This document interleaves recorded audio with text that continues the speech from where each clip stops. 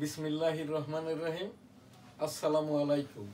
আজ আমাদের এখানে তাবলিগের ওপরে মহানবী মুহাম্মদুর রাসূলুল্লাহ সাল্লাল্লাহু আলাইহি সাল্লামের বিদায় হজের ভাষণের ওপরেই আর কি অনুষ্ঠান। এখানটাই আর কি আমার নিয়মিত উপস্থাপক এবং অনুষ্ঠান পরিচালক সিনিয়র সাংবাদিক মুস্তাফিজুর রহমান গোলদার আজকের অনুষ্ঠানটি এখানে উপস্থাপনা করবেন এবং মহানবী মুহাম্মদুর রাসূলুল্লাহ সাল্লাল্লাহু আলাইহি সাল্লামের বিদায় হজের ভাষণের ওপরের যে কিতাব বিজনেস ইন্টারন্যাশনালের এখান থেকেই পাঠ করবেন এবং আমি সেইটা লিকচার আকারে এখান থেকেই বলবো। আজকের আপনার অনুষ্ঠান সূচি। আসসালামু আলাইকুম। এনএসটিভি এর প্রতিদিন অনুষ্ঠানের পক্ষ থেকে সকলকে শুভেচ্ছা। প্রোগ্রাম শিডিউল, আজকের আমাদের প্রোগ্রাম দ্য ডেইলি ভিউজ। আজকের আমাদের এই অনুষ্ঠানের আমরা বিদায় হজ আমাদের সম্পাদক সাহেব বললেন জনাব শাহজাহান আলী গোলদার এ বিষয়ে, যেমন আজকে বিশ্ব ইজতেমা বা বিদায় হজের উপরে বিস্তারিত আলোকপাত করবেন আমাদের নিউজ স্টার সম্পাদক, দি ডেইলি নিউজ স্টার পত্রিকার সম্পাদক ও রাজনীতি বিশ্লেষক সংগঠক ডেমোক্রেটিক বাংলাদেশের প্রেসিডেন্ট এম শাহজাহান আলী গোলদার। সম্পাদক সাহেব আজ বিশ্ব ইজতেমা উপলক্ষে বিদায় হজের মূল বিষয়ের উপর লেকচার প্রদান করবেন। আমি বিদায় হজের ভাষণগুলো আমি পাঠ করছি, আমার চোখের সমস্যার কারণে আপনাকে দিয়েই আর কি। ধন্যবাদ। আরাফাতের পূর্ব দিকে নামিরা নামক জায়গায় হযরত সাল্লাল্লাহু আলাইহি ওয়াসাল্লাম তাবু স্থাপন করা হলো। দ্বীপ্রহরের পরই হযরত মুহাম্মদ সাল্লাল্লাহু আলাইহি ওয়াসাল্লাম তার উটে চেপে উপত্যকার মাঝামাঝি স্থানে এসে বক্তৃতা আরম্ভ করলেন। তার প্রতিটি বাক্যই রাবিয়া বিন উমাইয়া বিন খালফ পুনরায় বলে দিতেন। নামাজ পড়ে আল্লাহকে ধন্যবাদ দিয়ে তিনি বললেন, এক, হে মানবমণ্ডলী, তোমরা আমার কথাগুলো মন দিয়ে শ্রবণ করো, কেননা এবছরের পর এই স্থানে তোমাদের সাথে পুনরায় আমি নাও মিলিত হতে পারি। আমি একের ওপরে এবং যেটা ভূমিকা এখানে আছে মসজিদে নামিরা। আজ আমার এই অনুষ্ঠানটি দিয়েছেন এনএসটিভির ভার্চুয়াল এডিটর হাফেজ মাওলানা শাহজালাল গোলদার। ক্যামেরার পিছনে অ্যাসিস্ট্যান্ট এডিটর ভার্চুয়াল হাফেজ মাওলানা রিফাত আহমেদ। 2022 সালে এই যে হাফেজ মাওলানা শাহজালাল গোলদার এনএসটিভির ভার্চুয়াল এডিটর এবং নিউজ স্টার, যেটা আমাদের বঙ্গবন্ধু ডিজিটাল স্টুডিও এবং নিউজ স্টার ভবনের স্বত্বাধিকারী। আমরা এখানে আর কি 2022 সালে আমরা তো সস্ত্রীক দশককাল পূর্বে এই যে পাক রাব্বুল আলামিনের আল্লাহর ঘর এবং মদিনাতুল মনোয়ারা রাসূল সাল্লাল্লাহু আলাইহি সাল্লামের যেটা রওজা জিয়ারা করি, সেটা দশককাল পূর্বে 2022 সালে আমার এই যে ভার্চুয়াল এডিটর আমার পুত্র হাফেজ মাওলানা শাহজালাল গোলদার সহ আমরা উমরা হজে যাই। তখন এই মসজিদে নামিরাতে আমরা গিয়েছিলাম, এখানে দোয়াটাও করেছিলাম এবং 2 রাকাত নফল নামাজও পড়েছিলাম। আমরা যখন হজে গিয়েছি তখনও জিয়ারা করতে গিয়েছিলাম এবং এখানে একটা বিশেষ কথা বলি, মসজিদে নামিরাতে কিন্তু শুধুমাত্র হজের দিনের হজের যেটা বয়ান অর্থাৎ হজ এবং জোহর নামাজ 4-8 রাকাত নামাজ 2 তাকবীর এখানে আকামতে আদায় করা হয় জোহরের সময়, জোহর আসর 2টা আকামতে। ওই সেই জায়গাতে মসজিদে নামিরা মাঝখান বরাবর আর কি আমাদের গ্রুপে আমরা হজে যারা ছিলাম তারা আর কি ওই মসজিদে নামিরাতেই আমরা হজের খুতবাটা শুনি, জোহর রাসূল নামাজটাও আদায় করি। এখানে মহানবী মুহাম্মদুর রাসূল সাল্লাল্লাহু আলাইহি সাল্লাম ওফাতের পূর্বের বর্ষ ওই যে সেই যে ভাষণ দিয়েছিলেন, ওই তখনই বলেছিলেন পরবর্তীতে যদি এই জায়গাতে আর মিলিত নাও হতে পারি আর কি, সেই উদ্দেশ্যেই হে এই যে এখানকার কি মানবগণ, এইবার 2 নম্বরে 2, হে মানব মণ্ডলী, আগত অনাগত কালের যতক্ষণ পর্যন্ত তোমরা তোমাদের প্রভুর সাথে মিলিত না হচ্ছ, তোমাদের রক্ত ও ধন সম্পদ এদিন ও এ মাসের মতোই পবিত্র।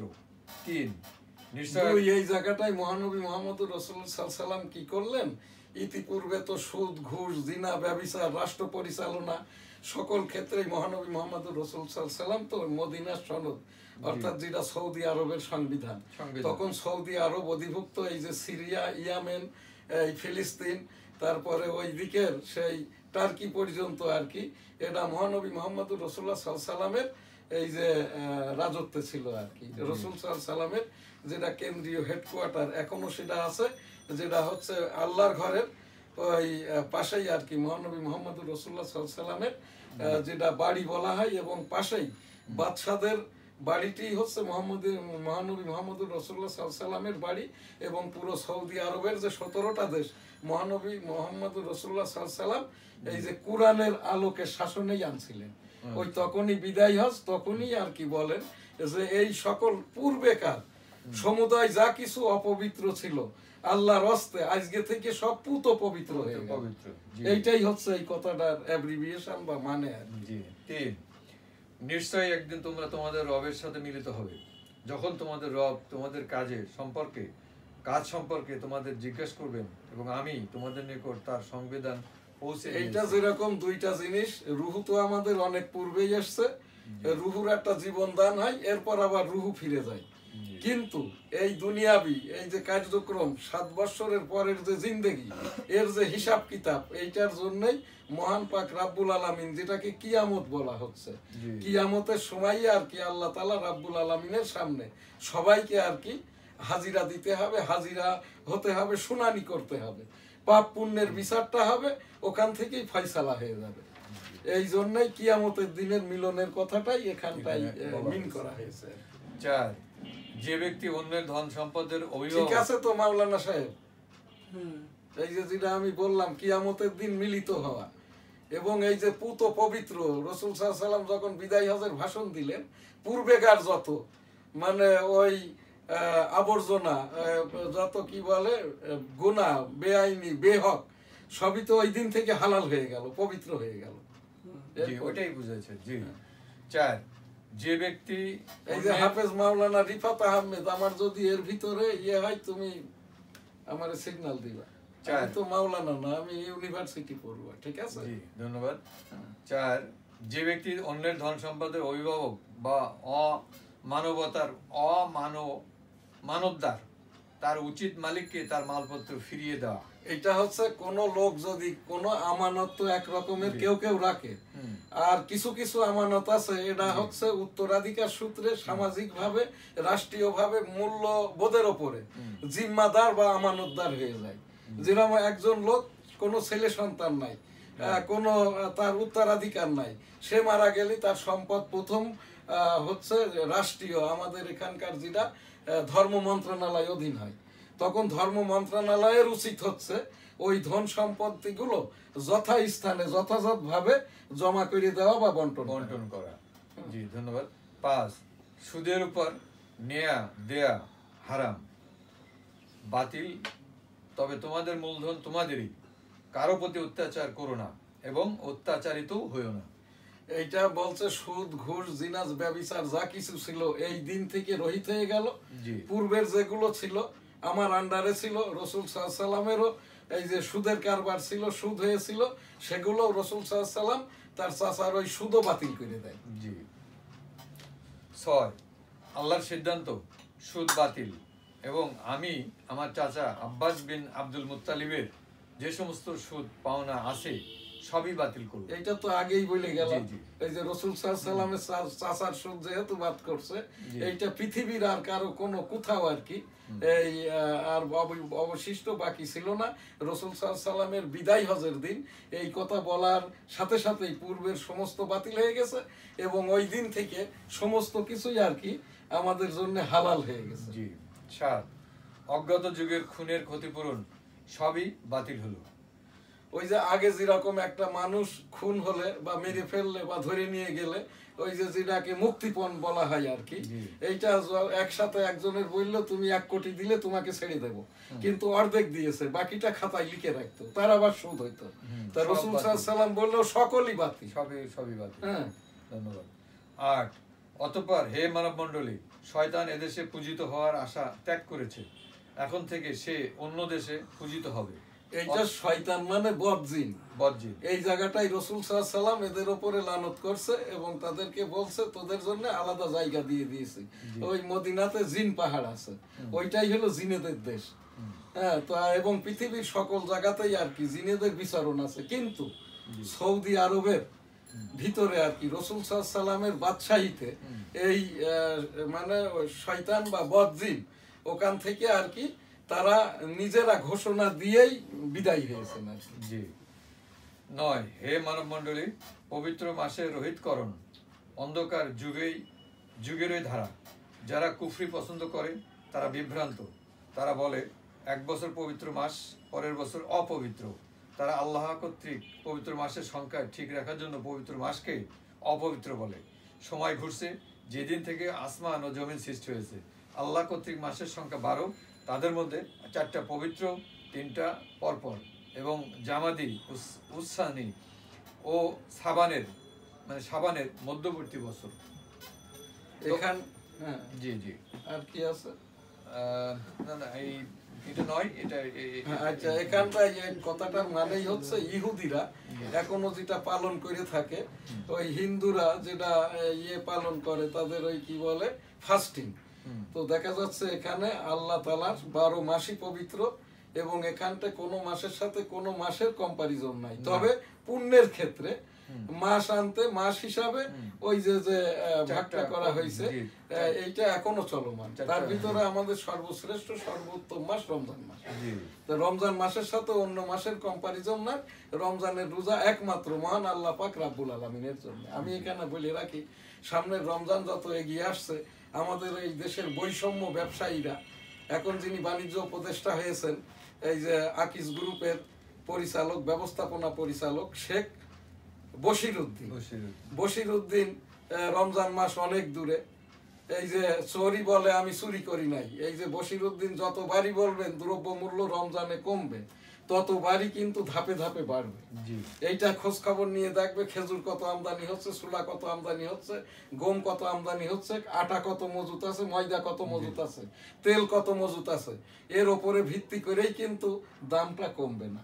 এই জায়গাটাই বাণিজ্য মন্ত্রীকে আমার ইনস্টিটিউট টেবিল থেকে আমি একজন ধর্মীয় মূল্যবোধের মানুষ হিসেবে গোলদারবাড়ি জামে মসজিদের প্রধান মোতোয়াল্লি, এবং আমাদের ওই যে মার্কাজ মসজিদ 40 বছর থেকে আমি এই গোলদার সিটি জামে মসজিদের প্রধান মোতোয়াল্লি হিসেবে ঘোষণা দিচ্ছি, বশির সাহেব রমজান উপলক্ষে ছোলা, তেল, পেঁয়াজ, বেসন যেগুলো রমজান মাসে লাগে, এগুলো দামই এখন নির্ধারণ করে দিই, ওনার যদি ধর্মীয় মূল্যবোধকে উপকার করার ইচ্ছাটা থাকে। ধন্যবাদ। 10 হে মানব মণ্ডলী, তোমাদের স্ত্রীদের প্রতি তোমাদের যেরূপ অধিকার আছে, তাদেরও তোমাদের প্রতি সেরূপ অধিকার আছে। তোমাদের মধ্যে ওই ব্যক্তি শ্রেষ্ঠ যে তার স্ত্রীর নিকট শ্রেষ্ঠ। তাদের সতীত্ব রক্ষা করা তাদের অবশ্য কর্তব্য, এবং অশ্লীলতা ত্যাগ করা। যদি তারা দোষী হয় তবে তোমরা তাদের সঙ্গে সহবাস বন্ধ রাখো। তোমরা তাদের সংশোধনার্থে প্রহার করো, কিন্তু যেন ক্ষত বিক্ষত না হয়। যদি তারা অনুতপ্ত হয় তবে তাদের খেতে পড়তে দাও, তাদের সাথে ভালো ব্যবহার করো। তোমরা একে অন্যকে উপদেশ দাও তোমাদের নারীদের প্রতি ভালো ব্যবহার করার জন্য, কেননা তারা তোমাদেরই অংশ বা অন্তর্ভুক্ত, ও তাদের তোমরা আল্লাহর আমানত রূপে গ্রহণ করেছ, এবং আল্লাহর বাক্য দ্বারাই তাদেরকে তোমাদের জন্য বৈধ করা হয়েছে। এখানে আমি খুব সংক্ষেপে যে তাফসীরটা বা যে কথাটা কেউই বলে না সেইটাই বলবো। পর্দা কি একমুখী? আমি আপনাকে বলছি উপস্থাপক মহোদয়, না, পর্দা হলো নারী পুরুষ, পর্দার কোনো লিঙ্গ জ্ঞান নাই, থার্ড জেন্ডার নারী পুরুষ সকলের জন্য। কিন্তু আমাদের দেশের এই বৈষম্যটা এনেছে আমাদের এই আলিয়া লাইন পড়ুয়া মাওলানা সাহেবরা আর কি, এনারা মনে করেন আর কি পর্দাটা শুধু নারীদের জন্য। এই যে কন্যা শিশু হলে অবজ্ঞা করতে হবে, এইটাও কিন্তু এই মাওলানা সাহেবদের পক্ষ থেকেই আর কি আমাদের মধ্যে ইন করেছে, এটা এখন ঘরে ঘরে। তো এই বৈষম্য দূর করার জন্য আর কি এই যে নারীর প্রতি পুরুষের যেমন অধিকার আছে, পুরুষের প্রতি নারীদের অধিকার আছে। সেইটা কি অনেক মেয়েরা আছে, যেমন আমাদের বাড়ির মেয়েরা আর কি, আমাকে যেমন আমার স্ত্রী, আমার শ্বশুর এই আলহাজ মাওলানা মরহুম কাজী শামসুর রহমান, উনি ঝিনাইদহ ওই যে আলিয়া মাদ্রাসার সেক্রেটারি ছিলেন, ভুটিয়ার গাতি এতিমখানার, উনি এতিমখানাটারও করে দিয়েছেন, এবং ভুটিয়ার গাতি জামে মসজিদের খতিব ছিলেন। তা আমি আর কি এই জায়গাটার থেকে শিখেছি যে আমার ওই শ্বশুর আব্বা যখন নজনসিহত করতেন যে পর্দাটা হইলো এর কোনো লিঙ্গ জ্ঞান নাই, নারী পুরুষ থার্ড জেন্ডার উভয় না, থার্ড জেন্ডাররা তো আর কোনো নারী পুরুষ না, এদের সকলের জন্যই পর্দাটা। ওই যে বাড়ির বিশেষ করে মেয়েরা আর কি এটা পুরুষদেরকে পর্দা করতে বলে, তারাই আর কি ওই যে পুরুষ নির্যাতনটা করে। তো তো এই জায়গাটাই এই যে মহানবী মোহাম্মদুর রাসূল সাল্লাল্লাহু আলাইহি সাল্লামের এই যে বিদায়ী হজের ভাষণে এর কিন্তু কড়া কিরান্তিও বাদ যায় নাই। আমরা এখান থেকে এই যে তাবলিগ যেটা হচ্ছে আর কি, তাবলিগটা শেষ হবে 16ই ফেব্রুয়ারি 2024। আমি যেহেতু তাবলিগের গ্রুপ মানি না, তাবলিগের কমিটি মানি না, তাবলিগের রাজনীতি মানি না, আমার এখান থেকে আর কি তাবলিগের বয়ান চলছে।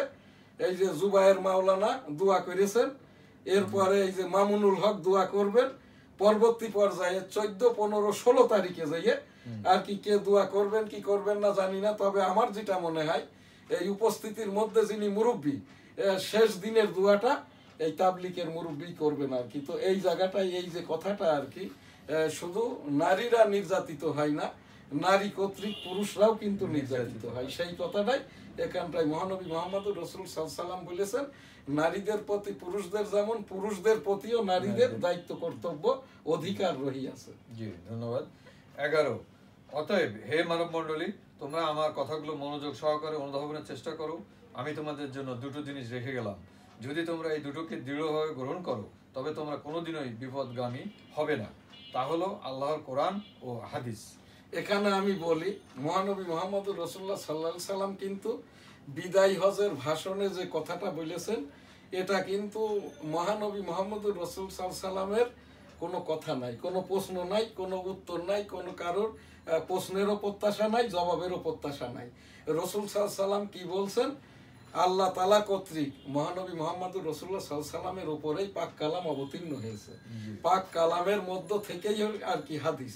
তো এইটা রাসূল সাল্লাল্লাহু আলাইহি সাল্লামই বললেন, আপ টু কিয়ামত, অর্থাৎ কিয়ামত পর্যন্ত আল্লাহ তাআলা পাক কালাম এবং হাদিস পাকের আলোকেই আর কি আল্লাহ ওয়ালারা, পীর মাশায়েখরা, তারপরে আলেম উলামারা, তারপর আমাদের যারা মাযহাবের ইমাম, যেমন আমরা সুন্নি মুসলমান হানাফি মাযহাব, আবু হানিফ রহমতুল্লাহ আলাইহি, এদের মতো মাওলানারাই কিয়ামত পর্যন্ত পাক কালাম হাদিসের আলোকে ইসলাম ধর্মকে এটা টেনে নিয়ে যাবেন। ধন্যবাদ।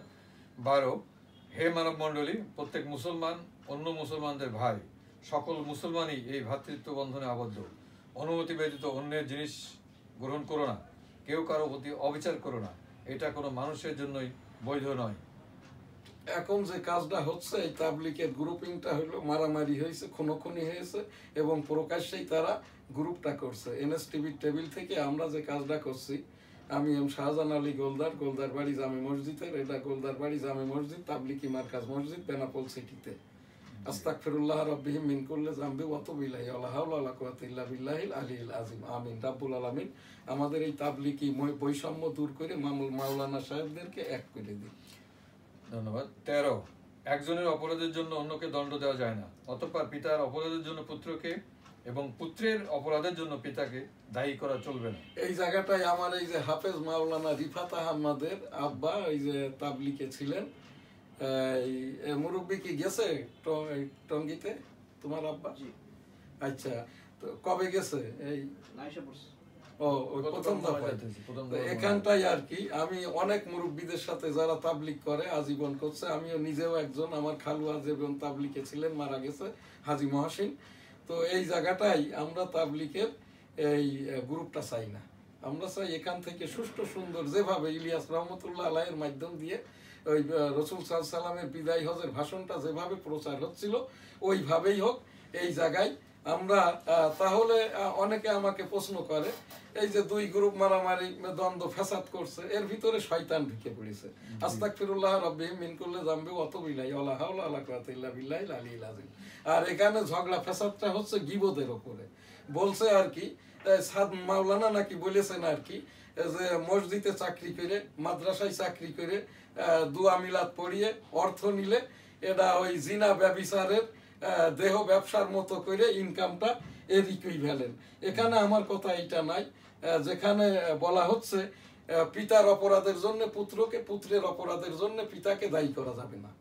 আর এই দায়ী যদি তাবলিগের কাউকে এক গ্রুপ আর এক গ্রুপকে করে, তাহলে ইনাদের দায়ীটা কে করতে বলেছেন? এখানেও আমার প্রশ্ন নাই, জবাবেরও প্রত্যাশা নাই। আমি উপস্থাপনা করছি এই যে মহানবী মোহাম্মদুর রাসূলুল্লাহ সাল্লাল্লাহু আলাইহি সাল্লামের বিদায় হজের ভাষণ আকারেই আর কি তাবলিকি মাওলানা সাহেবরা, আমি আপনাদেরকেই বলছি, মাওলানা সাদ, মাওলানা জুবায়ের, মাওলানা মামুনুল, আপনাদেরকেই বলছি আর কি, একজনের অপরাধের জন্য মহানবী মোহাম্মদুর রাসূলুল্লাহ সাল্লাল্লাহু আলাইহি সাল্লাম যেহেতু বলে গেছেন, আপনারা এইটাই ফলো করেন। আর যদি এ না করে আপনারা নিজের মতো করে দেশের পৃথিবীর সকল মুসলমানকে বোকা ভাবেন, তাহলে কিন্তু পাক রাব্বুল আলামিন এই যে আপনাদের উপরে লানত প্রদান করবেন। আস্তাগফিরুল্লাহ রাব্বিহিম মিন কুল্লি যামবি ওয়া তুবু ইলাইহি ওয়ালা হাওলা ওয়ালা কুওয়াতা ইল্লা বিল্লাহিল আলিয়্যিল আযীম। আল্লাহুম্মা সাল্লি আলা মুহাম্মাদ ওয়া আলা আলি মুহাম্মাদ কামা সাল্লাইতা আলা ইব্রাহিম ওয়া আলা আলি ইব্রাহিম ইন্নাকা হামিদুম মাজিদ। আল্লাহুম্মা বারিক আলা মুহাম্মাদ ওয়া আলা আলি মুহাম্মাদ কামা বারাকতা আলা ইব্রাহিম ওয়া আলা আলি ইব্রাহিম ইন্নাকা হামিদুম মাজিদ। রাব্বুল আলামিন পাক পরওয়ারদিগার এই যে আমাদের এই মহানবী মুহাম্মদুর রাসূলুল্লাহ সাল্লাল্লাহু আলাইহি সাল্লামের দোহাই দিয়ে আল্লাহ তাআলা ইস্তেগফার খুব পছন্দ করেন। এই যে তিন মাওলানাকে, মাওলানা মামুনুল, মাওলানা জুবায়ের, মাওলানা সাদ, হেদায়েত দান করুন, আমিন। 14 যদি কোনো নাক্কাটা হাফসি কৃতদাসকেও তার যোগ্যতা এইটা এখানটায় আমি বলছি, এইবারে আপনি একটা করে বললেই আমি পরেরটা বলে যাবো, সময় নাই একেবারে, সিগন্যাল দিতেছে আইটি এডিটর। এই যে রাষ্ট্র ক্ষমতায় পূর্বে কি কি ছিল না ছিল ওইটা দেখার দরকার নাই। আল্লাহ তাআলা কর্তৃক এই যে মাতার তাজ রাষ্ট্র পরিচালনার ক্ষমতা ইউনূস সাহেবকে আল্লাহ তাআলার তরফ থেকে এসছে বলেই উনি চালাচ্ছেন। তো এই রকমটাই যদি কুৎসিত কেউ হয়, যদি সুইপারি পেশাদারির হয়, সে যদি রিক্সা চালক হয়, যখন সে রাষ্ট্র ক্ষমতায় বসে যাবে তাকে সেইভাবে সমীহটা করতে হবে, তার শাসন মেনে নিতে হবে। ইউনূস সাহেবের শাসন আমরা মানছি না বলেই আমাদের এই দুর্গতি, হানাহানি, খুনোখুনি, মারামারি এটা বন্ধ হচ্ছে না। আল্লাহ রসুল সাল্লাল্লাহু আলাইহি সাল্লামের বিদায় হজের ভাষণের আকারেই আর কি আমরা সবাই মেনে চলি। রাষ্ট্র কিভাবে চালাচ্ছে এটা আমাদের দেখার দরকার নেই, আমরা কিভাবে চলবো সেই দিকেই আমাদেরকে খেয়ালটা দিলেই চলবে। আস্তাগফিরুল্লাহ রাব্বিহিম মিন কুল্লি যামবি ওয়া তুবু ইলাইহি ওয়া লা হাওলা ওয়া লা কুওয়াতা ইল্লা বিল্লাহিল আলিয়্যিল আযীম। এরপরে 15 সাবধান দিনের ব্যাপারে বাড়াবাড়ি করো না। এখানটা কথাটাই হলো ধর্মটাকে নিয়ে আমরা বাড়াবাড়ি না করি, যেটা এই যে তিন গ্রুপ হয়ে বাড়াবাড়ি করতেছে আর কি, এটা আমরা না করি। এই আমি সেই তিন মাওলানাকে আবারও আর কি ইস্তেগফার দিয়ে আল্লাহ তাআলার কাছেই আমি আপিল করছি। আস্তাগফিরুল্লাহ রাব্বিহিম মিন কুল্লি যামবি ওয়া তুবু ইলাইহি ওয়া লা হাওলা ওয়া লা কুওয়াতা ইল্লা বিল্লাহিল আলিয়্যিল আযীম। রাব্বুল আলামিন পাক পরওয়ারদিগার এই তিন মাওলানাকে, মাওলানা সাদ, মাওলানা জুবায়ের, মাওলানা মামুনুল, এদেরকে হেদায়েত দান করুন, আমিন। 16 তোমরা দিন ত্যাগ করে পরস্পরের সঙ্গে ঝগড়াতে ও এখানে এই যে ধর্মের আমাদের যেটা ধর্মীয় মূল্যবোধ, দিন ত্যাগ অর্থাৎ গাইডলাইন, পাক কালাম, হাদিস পাক, এর বহির্ভূত হয়ে আমরা যেন ধর্মটাকে নিয়ে বাড়াবাড়ি, কলহ, বৈষম্য না করি। 17 এক দেশের মানুষের উপর অন্য দেশের মানুষের প্রাধান্যের কোনো কারণ এখানে আমাদের এই দেশের যেমন বলছেন সাদ মাওলানা, ইনি হচ্ছেন এই কি বলে হিজরতি তাবলিকি সাদ মাওলানা, এদেশে আর আসবেন না। 2017 সালে ওনাকে মেরে ধরে এই দেশ থেকে স্বরাষ্ট্রমন্ত্রী তৎকালীন আসাদ কামাল সাহেব এই দেশ ত্যাগে বাধ্য করেছেন। আমি ভারত থেকে খোঁজ নিয়ে জেনেছি সাদ মাওলানা সাহেব এই দেশে আর আসবেন না, কারণ ওনার এই দেশে এসে এই যে হিজরতি এই তাবলিকি মাওলানা হিসেবে বয়ান করা বা ভাষণ দেওয়ার কোনো ইচ্ছাটাই তার নাই আর কি। 18 হে মানব মণ্ডলী শ্রবণ করো, আমার পর কোনো নবী নেই। এখানে মহানবী মুহাম্মদুর রাসূলুল্লাহ সাল্লাল্লাহু আলাইহি সাল্লাম বললেন কি যে আমি শেষ, আল্লাহ তাআলার মেসেঞ্জার হিসাবে এসেছি, আর কেউ আসবেন না। তারপরে যাও 19 চারটি কথা স্মরণ রেখো, শিরক করো না, অন্যায়ভাবে নরহত্যা করো না, চুরি করো না, ব্যভিচার করো না। পরে যাও 20 হে মানব মণ্ডলী কোনো দুর্বল মানুষের উপর অত্যাচার করো না, গরিবের উপর অত্যাচার করো না, সাবধান। এই যে কাজটা হয়ে গেল আর কি, এই তৎকালীন এই যে সরকার প্রধান পদচ্যুত হওয়ার পরে তাকে আর কি ভারতের রেখে আসে, এখন ভারতীয় জেলখানায় আছে সাবেক প্রধানমন্ত্রী। তো এই জায়গাটাই আর কি আমার এই এখানেও আমি এই জায়গাটাই আমার এই বাড়িটা এখন আমার ছেলেকে দিয়ে দিয়েছি, নিউজ স্টার ভবন। আমি নিজেই আমার এখানটাই আমি একটা রাজনৈতিক দল করি, আওয়ামী লীগ করি, আমি মুক্তিযোদ্ধা, আমি 1971 সালে রণাঙ্গনে 265 দিনের যোদ্ধা, বঙ্গবন্ধুর গবেষক বলে আমার অনেক হেনস্থাটা করেছে। এখনো আমি ট্রমার ভিতরে আছি। এইটা এখান থেকে না করা হোক, সেই কথাটাই এখানে বলা হয়েছে। যেহেতু মহানবী মোহাম্মদুর রাসূলুল্লাহ সাল্লাল্লাহু আলাইহি ওয়াসাল্লাম এইটা বলেছেন, এই আলোকেই আমাদের চলাটা উচিত বলে আমি মনে করি। জি ধন্যবাদ। 21, যে ব্যক্তি নিজ বংশের পরিবর্তে নিজেকে অন্য বংশের বলে প্রচার করে তার উপর আল্লাহ, এইটা এখন আমাদের একটা রোগ হয়েছে, মানব জাতির অভিসম্পাদ। এইটা এখন মাওলানা সাহেবরা বলছেন আজাহারি, মুজাহারি, বাবুনগরী, মক্কি, মাদানি, ঠিক আছে, এটা কোনো ডিগ্রি নাকি না। এইটা যদি বলতে হয় তাইলে তোমার আর আমার বলতে হয় শাহজাহান আলী গোলদার ঢাবি, তারপর এলএলবি, তুমি হচ্ছে এই মুস্তাফিজুর রহমান গোলদার ঢাবি। তো এইগুলোর মধ্যে যেয়ে এই কথাটাই বলা হচ্ছে। এখন আবার কিছু কিছু গ্রুপ আছে একটা জায়গায় যেয়ে নতুন বসতি স্থাপন করে বলছে আমি চৌধুরী, আমি সর্দার, আমি মোল্লা, হ্যাঁ ইত্যাদি আর কি। ওই রকমটা ভাবে কিছু কিছু লোক আবার যারা বিশেষ করে ঘর জামাই এবং ওই এতিমখানা থেকে যাদের বিবাহটা হয়, এটা শ্বশুর বাড়ির পদপিটা ব্যবহার করে। এইটা মহানবী মুহাম্মদুর রাসূলুল্লাহ সাল্লাল্লাহু আলাইহি ওয়াসাল্লাম একমাত্রই বলেছেন আর কি, পদবী হিসাবে মেয়েরাই বাবার এবং স্বামীর এই পদবী দুইটা ব্যবহার করতে পারে। হ্যাঁ, এইটা তাদের সিগনিফিকেন্টলি মানে পরিস্থিতিটা আরো সারপ্লাসের জন্য। 22, মুসলমান ওই ব্যক্তি যার মুখ ও হাত থেকে অপর মুসলমান নিরাপদ থাকে।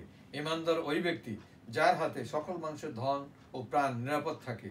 ওই ব্যক্তি পূর্ণ মুমিন হতে পারে না যে দুবেলা।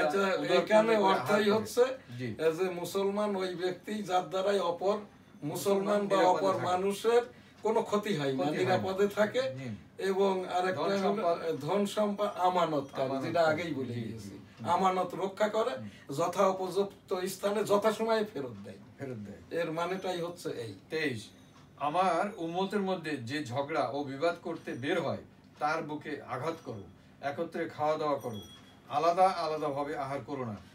এখানে হচ্ছে বিবাদকারীকে ওই যে আঘাত করতে বলা হয়েছে কেন মুখে?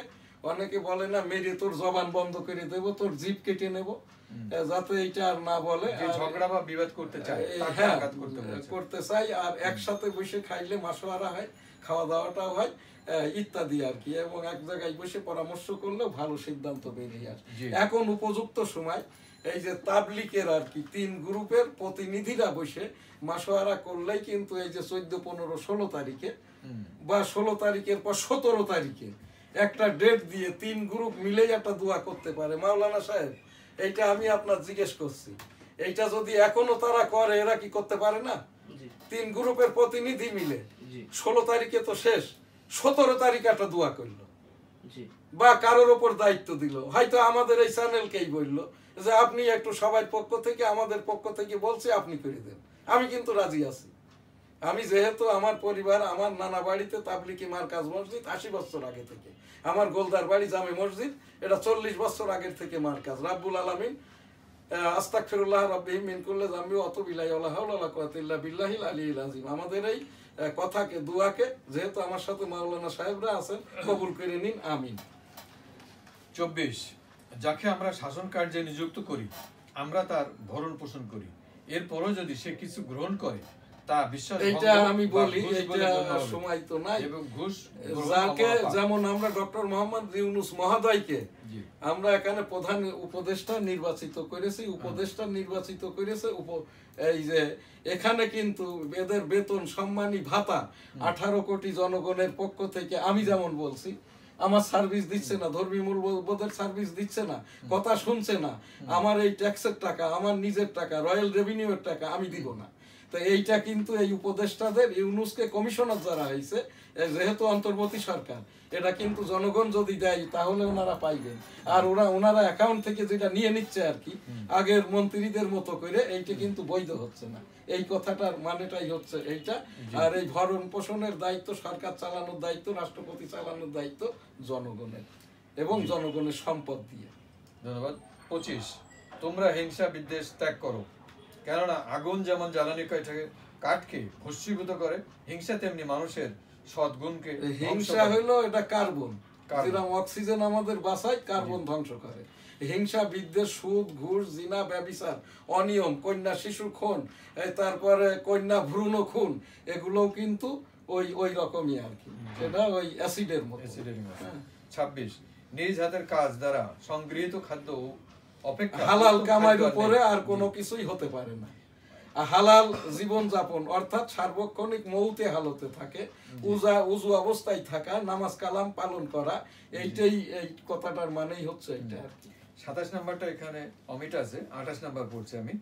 তোমাদের প্রত্যেককে আল্লাহর সম্মুখে হাজির হতে হবে এবং আপন আপন ভালো মন্দের হিসাব নিকাশ ওইটা পাঠ করতে কিয়ামতের হবে। দিন আর কি, তোমরা সাবধান। ওটা জি। অটো উপস্থিত হয়ে অটো যাবে। উপস্থিত হয়ে যাবে। ডাইনে বায়ে আমাদের যে মুনকির নকির ফেরেশতারা আছেন, ওনাদের ওই যে আমল নামাটা দাখিল করবেন। 29 তোমরা জেনে রেখো বিদ্যানের কলমের কালি শহীদের রক্ত অপেক্ষা মূল্যবান। এটা ধর্মীয় মূল্যবোধের জন্য, সুদ ঘুষ নিধনের জন্য যে কাজটি করার জন্য এই যে রাসূল সাল্লাল্লাহু আলাইহি সাল্লামের নাতি হাসান হোসেন ইরাক গিয়েছিলেন আর কি, এই যে কুফাতে, তাদেরকে তো ঢুকতে দেওয়া হয় নাই। ওখানটার সেই ইয়াজিদ, মুয়াবিয়া পুত্র ইয়াজিদ এবং তার সৈনিক সীমার এই যে রসুলের নাতিকে শহীদ করেন আর কি, সেটাও এই রকমই বিষয়টা ছিল আর কি।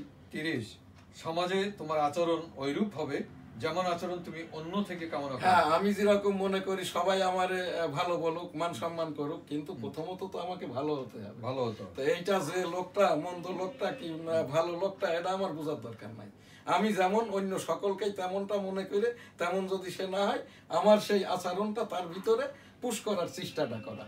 জি, ধন্যবাদ। 31 হে মানববৃন্দ, তোমরা জেনে রেখো তোমাদের মাতা পিতার সন্তুষ্টি আল্লাহর সন্তুষ্টি। হ্যাঁ, প্রত্যেক সন্তানের যেরকম মাতা পিতাকে সন্তুষ্ট করতে পারলে তার বেহেশত নিশ্চিত, ওইরূপ ভাবে মাতা পিতারও কিছু দায়িত্ব কর্তব্য আছে সন্তানদের প্রতি, সেটাও পালন করতে হবে, একের পরিপূরক আর এক। 32 হে মানব সন্তান, তোমাদের মধ্যে সেই শ্রেষ্ঠ মানুষ যে মানুষের উপকার করে। উপকারীর উপকার ছাড়া এটা কিন্তু মানুষের উপকার, মানুষের এটা উপকার। কিন্তু মুসলমানের উপকার না। মানুষের অর্থাৎ আমি ওই যে ফিলিস্তিনের ওপরে, আমি ইসরায়েলের ভিতরেও যারা মুসলমান ছাড়াও ইসরায়েলেও যারা নির্যাতিত, আমি কিন্তু ইস্তেগফার পড়ে তাদের সেই ইসরায়েলিদের, ইহুদিদের জন্যও কিন্তু এখান থেকে আমি বলেছি। সেই কথাটাই মহানবী মুহাম্মদুর রাসূলুল্লাহ সাল্লাল্লাহু আলাইহি ওয়াসাল্লামের এই 32 নম্বর পয়েন্টে এসছে আর কি। তোমরা অন্য মানুষের জন্যও নিজের মতো করে ভাবো আর কি। 33 এইটা শেষ পয়েন্ট। জি, 33 শেষ পয়েন্ট। যারা উপস্থিত আছো, এইটা এখানে আমি বলছি, যারা উপস্থিত এবং যারা উপস্থিত নাই, জি, এই অনুপস্থিতির সংখ্যাটাই বেশি। তোমরা যারা উপস্থিত, অনুপস্থিতদের কাছে আমার এই পয়গাম পৌঁছে দিও, অর্থাৎ 32 নম্বরের যে পয়েন্ট পর্যন্ত এই জায়গাটাই। তারপর রাসূল সাল্লাল্লাহু আলাইহি ওয়াসাল্লাম 3 বার বললেন, আমি কি আমার দায়িত্ব পালন করতে পেরেছি, আমি কি আমার দায়িত্ব পালন করতে পেরেছি, আমি কি আমার দায়িত্ব পালন করতে পেরেছি। তখন সূরা মায়েদার মাধ্যমে আয়াত নাজিল হয়। এই 34 নম্বর পয়েন্টটা একটু পড়ে দিলেই আমাদের প্রোগ্রাম আমরা শেষের দিকে। সেটা হলো হ্যাঁ, নিশ্চয়ই আপনি পেরেছেন। তখন নবী কারীম সাল্লাল্লাহু আলাইহি ওয়াসাল্লাম 3 বার বললেন, আপনি সাক্ষী থাকুন। একথা বলে নবীজি তার ভাষণ সমাপ্ত করলেন। এই সময় নবীজি ওহীপ্রাপ্ত হলেন, যার অর্থ, আজ আমি তোমাদের দিনকে পরিপূর্ণ করে দিলাম, তোমাদের জন্য আমার নিয়ামত সম্পন্ন করলাম এবং ইসলামকে তোমাদের জন্য একমাত্র জীবন বিধান হিসেবে মনোনীত করলাম। সূরা মায়েদা। আমিন। এই জায়গাটায় আজকের প্রোগ্রাম আমাদের সময় একেবারেই নাই। রাব্বুল আলামিন পাক পরওয়ারদিগার আমাদের এই যে টঙ্গীর বয়ানটা এখনো চলছে, এখানে হচ্ছে 31-1-2, তারপরে হইল 3-4-5, 14-15-16, এখান থেকে আমার এই মাওলানা সাহেবরা আছে, আমি নিজেও আর কি রাব্বুল আলামিন ইস্তেগফারের সাথেই আর কি আবারও আমি এই প্রোগ্রামটা শেষ করবো। আস্তাগফিরুল্লাহ রাব্বি মিন কুল্লি যামবি ওয়া আতুবু ইলাইহি ওয়া লা হাওলা ওয়া লা কুওয়াতা ইল্লা বিল্লাহিল আলিয়্যিল আযীম। আমিন। সকলে ভালো থাকবেন, সুস্থ থাকবেন, পাশের জনকে ভালো রাখবেন, আল্লাহ তাআলার পাক কালাম এবং হাদিসের সাথেই থাকবেন। আমিন। ধন্যবাদ।